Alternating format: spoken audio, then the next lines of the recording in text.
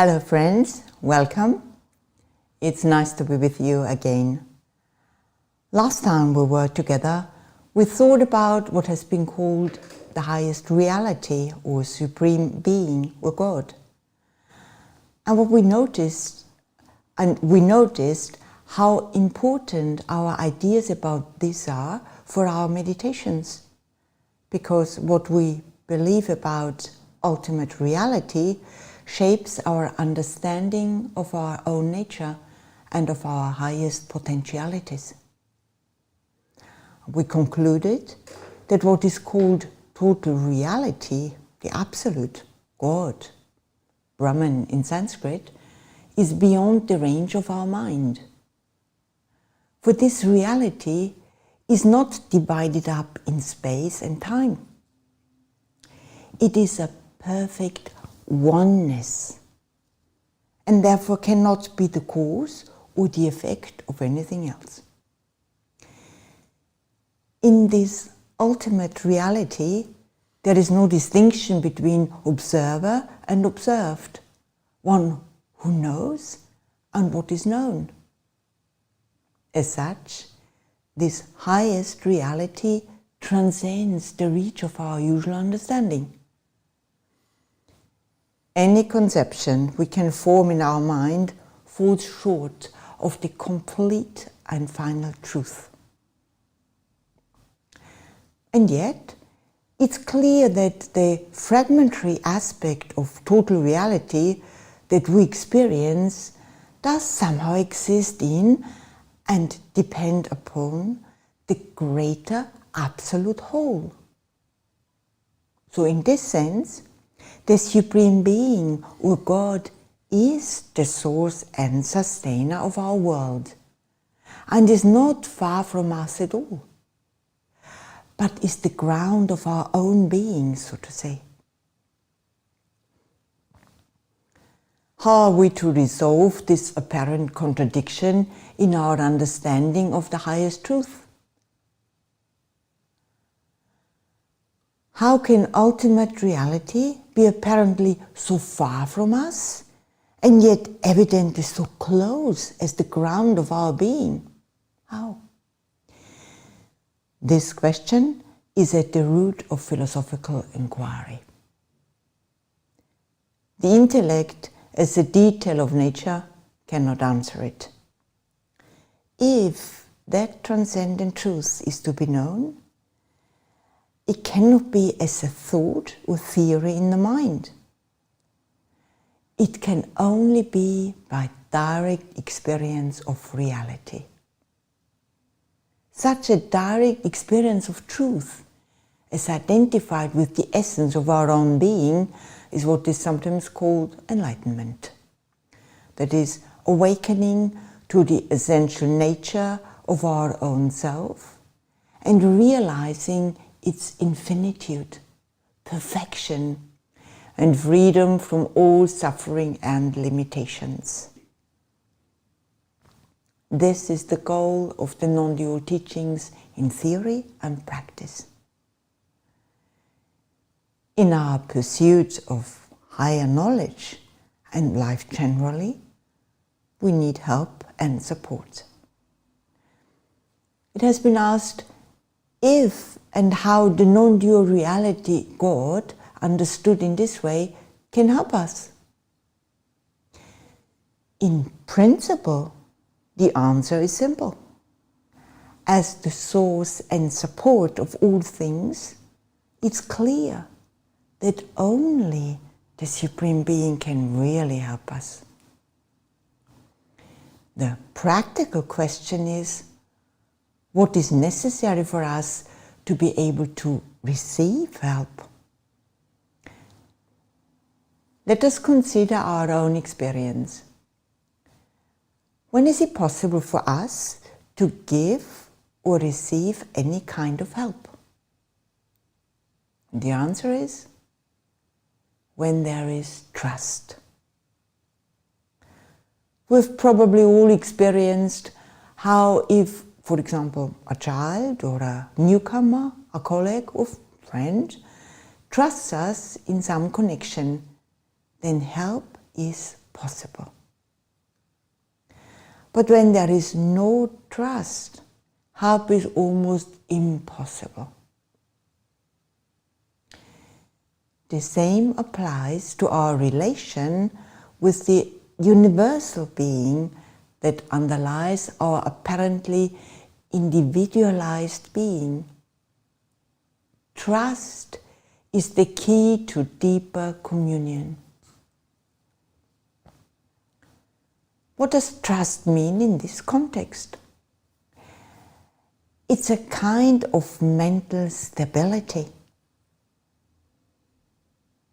Suppose we have reflected carefully and we do understand that there is a deeper reality behind appearances.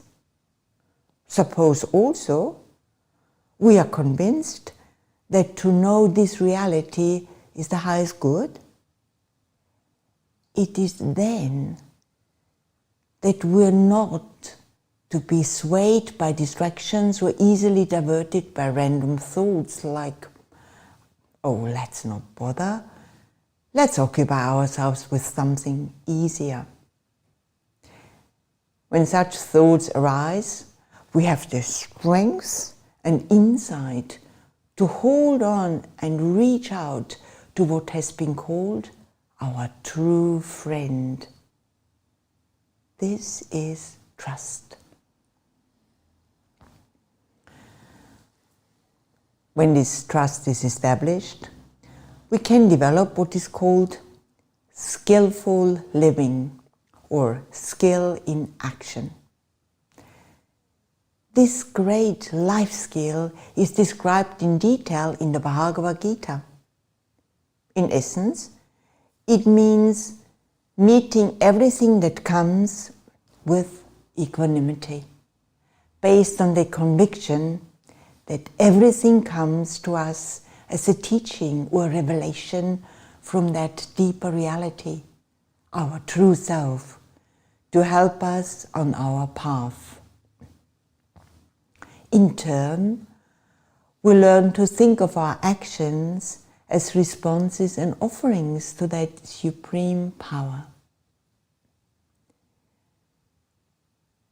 When this is our way of living, our actions are liberating, truly creative, and everything can be a helper and stepping stone on the way to the goal of self-realization. How are we to cultivate this skill in liberating action? The answer is as with all skills. It is through dedication, and dedication is the practical expression of love.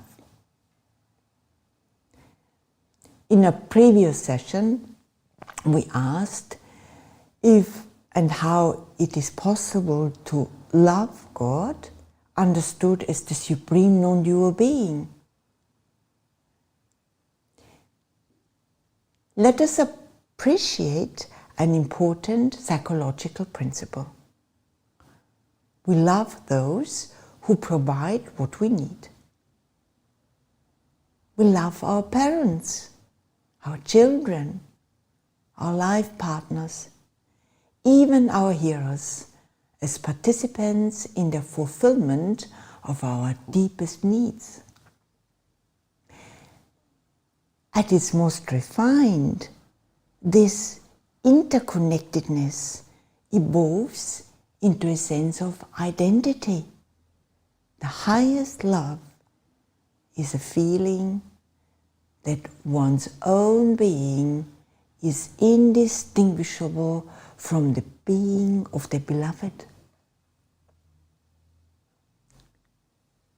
What is the deepest need that those we love help us to fulfill? It is for contentment and inner security that nothing can break down, not even the approaching end of our life. And is there anything or anyone with whom we can entirely absorb our individuality into a whole that nothing can dissolve? The answer in both cases is the same. Ultimate truth, God, is the name by which we call the reality that is untouched by the passing of time. And this is the being that underlies our being. It is in this that we can melt our separateness into an everlasting completeness. This is where our deepest needs are fulfilled.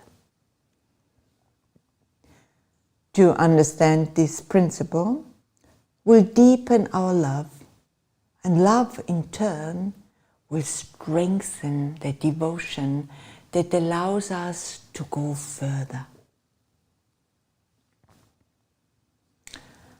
How are we to realize our ultimate identity as this deeper reality? It is through inquiry into the question, what am I really? What is the true nature of my being, myself? What is the ocean in which I am a wave?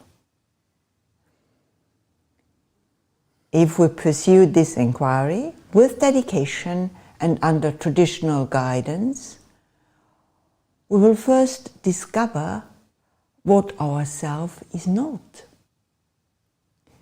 Self is not anything that changes, or anything that can be experienced as an object. What remains when everything that is not self is put aside?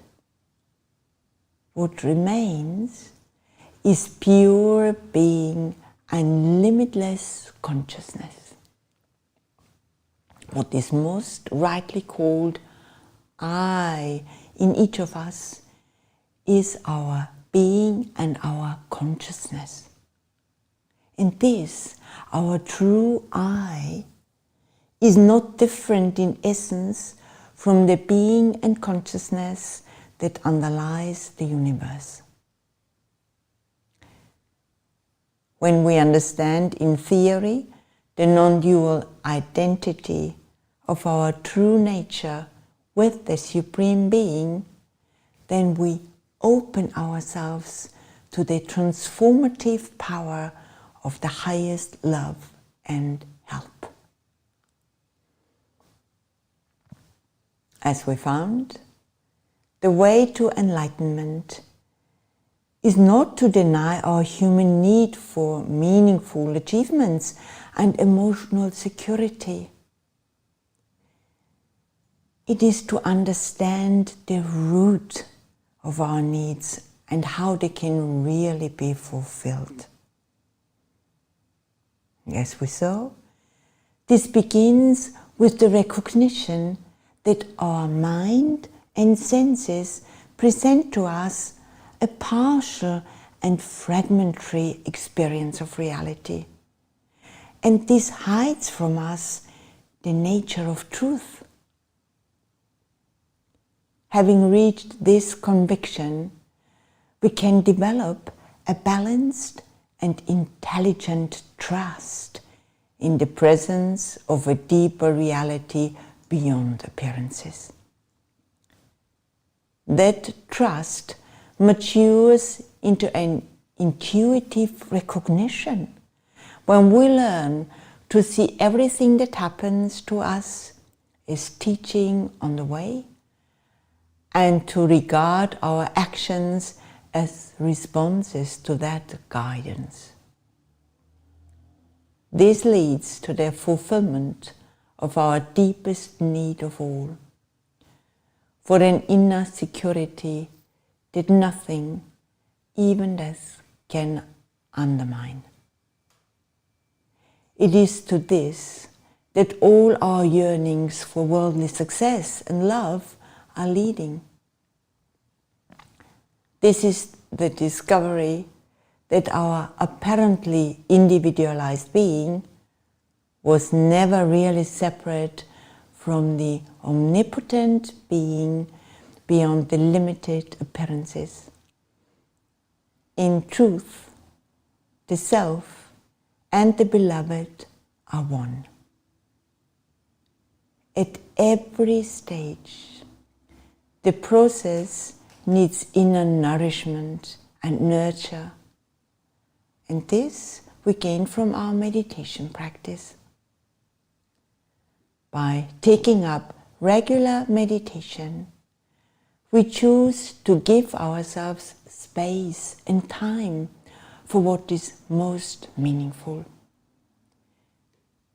At this special, dedicated time, the truths that the meditations point to can pass beyond the surface of our mind to the source from which our thoughts and actions spring. And at this level, these deep sayings will be recognized, not as messages from far away, but reminders of what has always been closest and most essential to us. To meditate effectively, we have to practice progressively stilling, focusing, and transcending the mind. We do this by using a structured set of practices like the one we're going to do together now. It begins with an inner preparation. This is because, as we all know, it's not easy to turn our mind from the outer world of action and talk to the inner world of peace, stillness, and silence. We need a gentle transition. This can be achieved if we begin our session with a brief period of inner calm. And so we begin by remembering that underlying the passing thoughts and feelings is the deeper reality, the true source of all power and strength. So let us now consciously turn within and remember the presence of that reality in our own being. We'll do this for a few moments together now. We consciously turn within and remember the presence of the reality in our own being.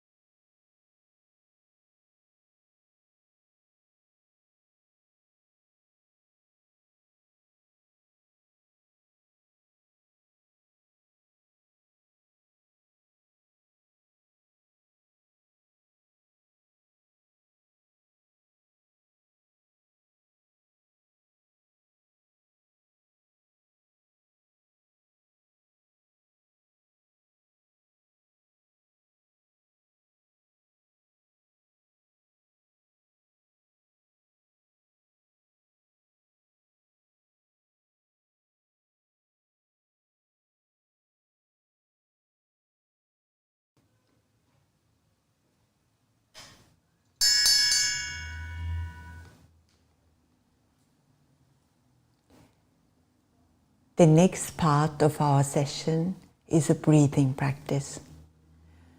We are going to revisit a practice that some of us first did together a few weeks ago.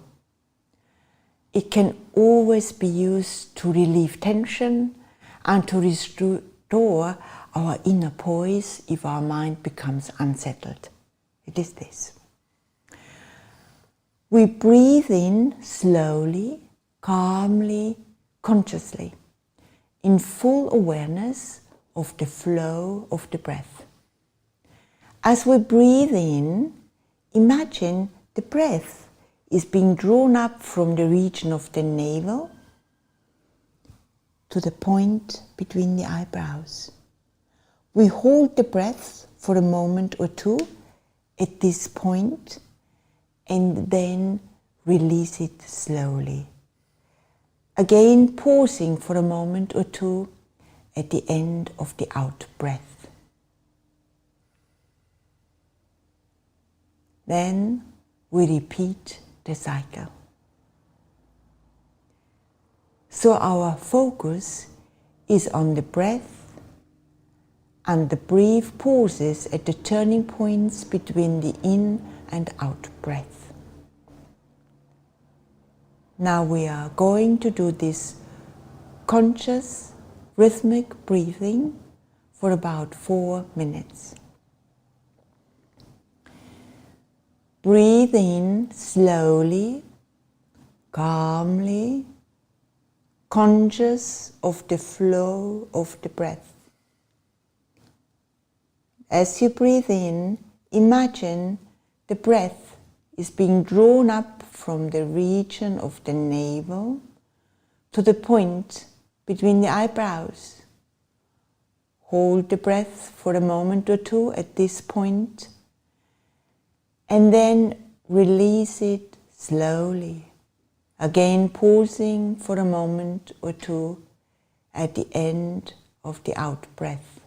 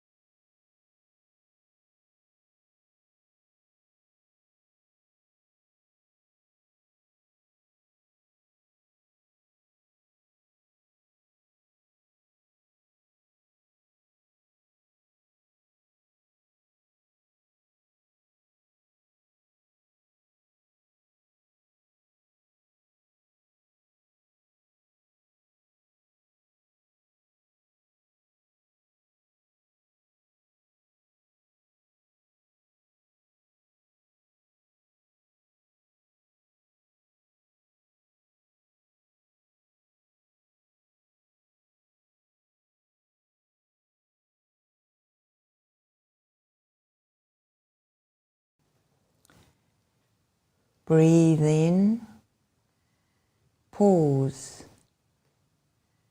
breathe out, pause.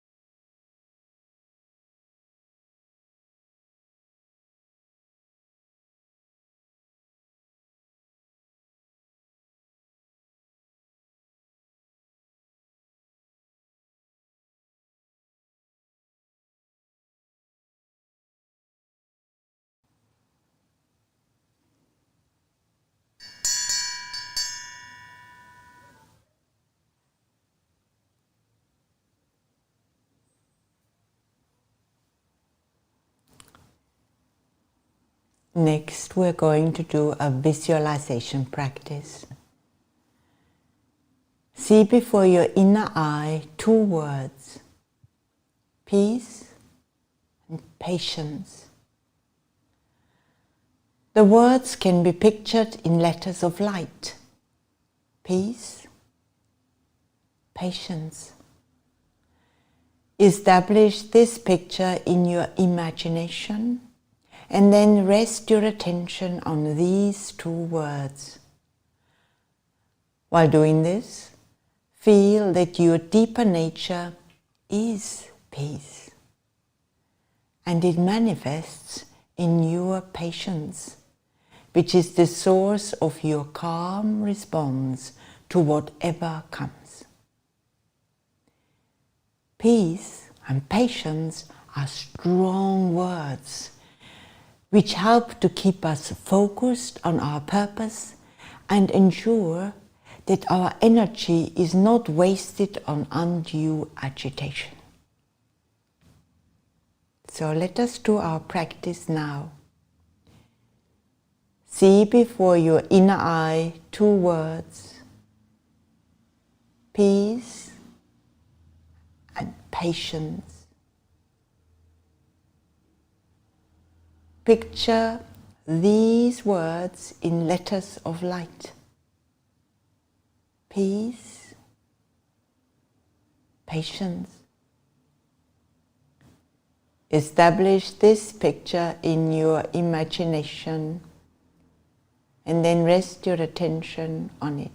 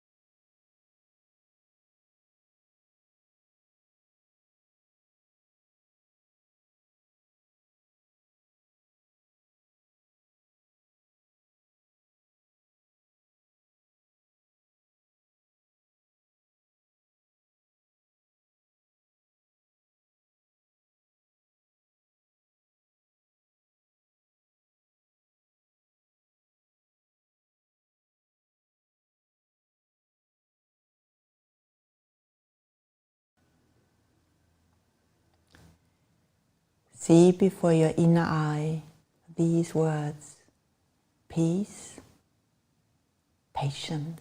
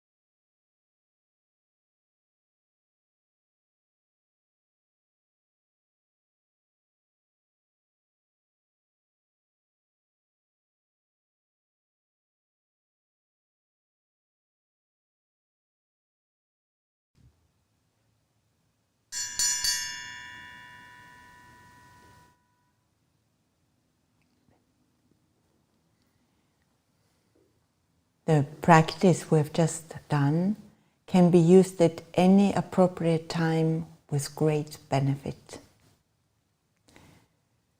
Now we're going to meditate on a text.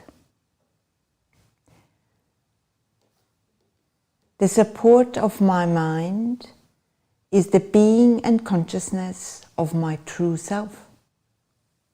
This self is infinite, transcending thought, ever at peace. The text points to the unseen, though all-powerful reality at the core of our being. This reality, which is pure being and limitless consciousness, upholds not only our mind, but is one with the power underlying the cosmos. When we meditate, we hold the text in our mind and take it as a revelation of our own true nature. If you become aware that your mind has strayed away from the text, take a few deep breaths and calmly refocus. All minds experience distraction, but with practice, we'll be able to recognize this tendency more quickly and bring our mind back to the meditation. Let us meditate together now.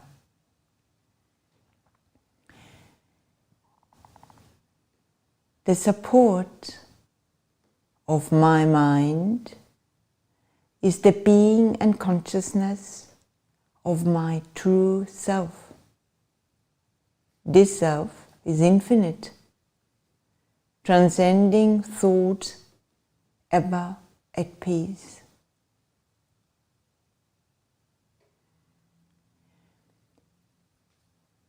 The support of my mind is the being and consciousness of my true self.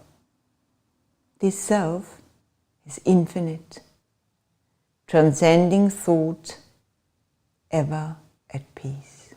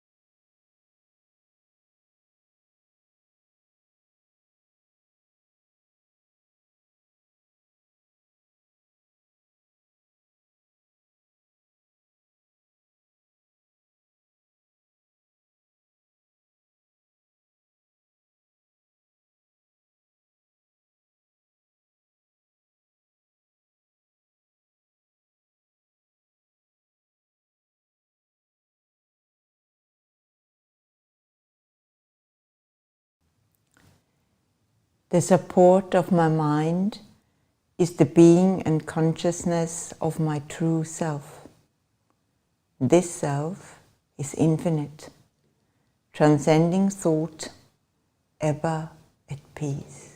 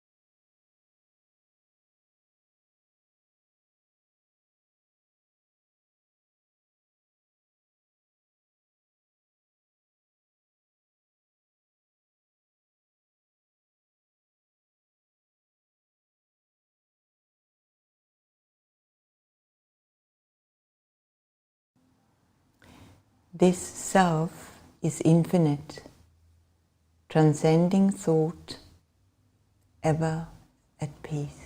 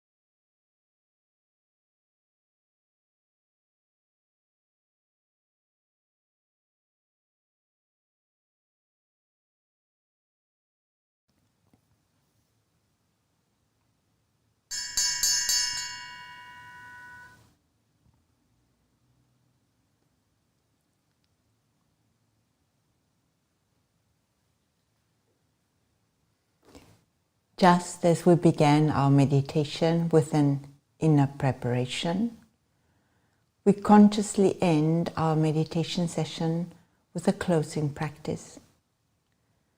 This allows us to take up again our responsibilities in the world while retaining the influence of the meditation in the deeper layers of our mind. We can do this by remembering that all life is intrinsically one. The differences and disagreements arise at the level of appearances. So we resume our roles in the world by consciously offering thoughts of peace and well-being to all. And let us do this together now for a moment or two. May all find inner peace and well-being.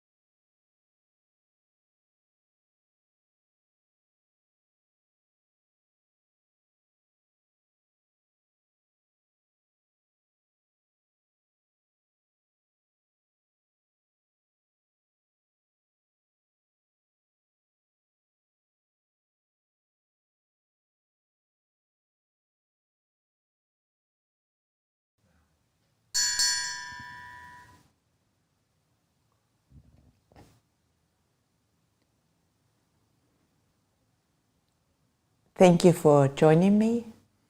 It is wonderful that we can connect in this way, and above all, that we can connect with our own deeper nature, which is the main purpose of meditation. See you again very soon.